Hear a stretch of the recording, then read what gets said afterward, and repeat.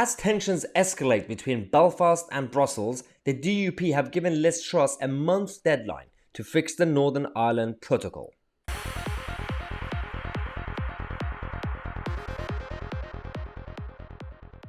Oh yes, we're back to square one on this channel. If you assume that Brexit is over and we've got the perfect trade deal, no, not if you live in Northern Ireland or if you trade with Northern Ireland from England or Scotland. Yeah, it's not really the same. So Liz Truss as Foreign Secretary, one of her hats is post-Brexit Britain. So we're going to talk about what's going on with her relationship with the DUP in Belfast. Before we do that, make sure to watch to the end of the video because I'm going to give you the announcement, the big announcement about Tousi tour. The Tousi tour is back and we're going to have the first event in Manchester. Watch the end of the video and I'm going to give you all the details. For now, let's talk about Liz. Foreign Secretary has an okay relationship with the DUP. Of course, before her, they were dealing with Lord Truss and all the bureaucracy of the Cabinet Office and Brussels in between. They have said that, they're supportive, but at the same time, they said, that we're going to give you 21st of February as the main deadline, unless you actually do something or make the European Union compromise. Otherwise, border checks, the Irish Sea, that has to be suspended, and which means the European Union will have the power to then essentially suspend, pause, or completely cancel the Brexit trade deal, which is done by triggering an exit implementation period, essentially transition period. So it will take a year, essentially, to completely go WTO Brexit. Now, they have said that we have emphasized the absolute critical nature of the progress that's been made with the European Union, because the protocol is causing instability to these institutions, it is damaging our economy, and this is having a real impact on Northern Ireland. This is one of the problems with politics being so London-centric in this country, that a lot of people in Westminster, and also just like south of England, assuming that everything's now sorted out and we've moved on.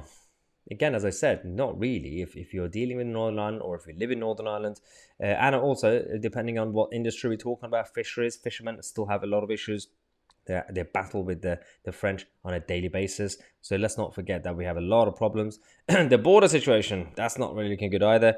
But there is the chance. Now, they have said to Liz Truss that we could halt the Brexit checks at ports. Liz Truss has said, it's fine. I mean, if the DUP do it, I'm not going to step in.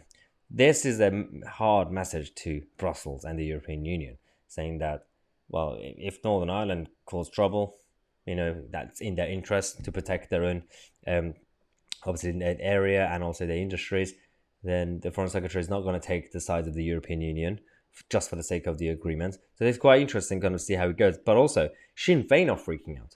This is the interesting part, because the rivalry aside, they have said that if the DUP threaten to walk away from the executive, which is one of the threats that they're kind of giving out, the DUP have said, well, this is serious and it's a huge concern. We're worried that DUP, you should be our friends. We should stay around, just play together. So it is quite fascinating to see how the whole thing essentially ends. I do believe that we've had a lot of deadlines, we've had a lot of bluffs. I think by the end of February, we're going to have at least some sort of roadmap to see where we're going.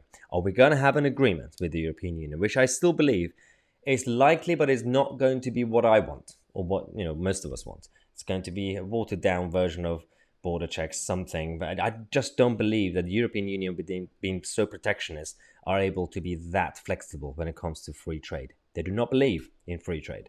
So that's that. Well, we're going to give you all the updates on this channel. So if you're new, subscribe to the channel, please, and click on the bell next to it. Now, the big announcement. The Tousi tour, yay! So I had a lot of issues with this, especially post-lockdown. We still had, the moment we tried to do the big event in London, Freedom Date, with it was me and Nigel Farage, who were obviously trying to do this massive event together on this channel. And then Pingdemic happened. Do you remember Pingdemic? And everyone test and trace, and basically all the staff at these venues that we had, they had to stay at home and isolate. So that was a problem. But 11th of February, we're coming to Manchester. So the link is in the description. This event will be free of charge. It says thank you for all the support that you've been giving me. You've been very patient. You've been very lovely. So it's just a thank you to you guys. And then after this, we're going to go around the country. So get excited. Leave in the comment section where you want me to go, because of course I'm going to go to all the big cities, and I think I'm thinking Nottingham after, and then North, and then Southwest, and of course we're going to look at Wales as well, Scotland, and everywhere. So leave in the comment section where you want me to come. But if you're around Manchester, that area, Northwest, then definitely check out the link in the description. We have limited capacity. It's free of charge, but we do have limited capacity. So definitely book your tickets ASAP. Otherwise, they will be sold out. Thanks again, guys, for watching, and thanks for all the support. I'm my Tousi, and we are the media.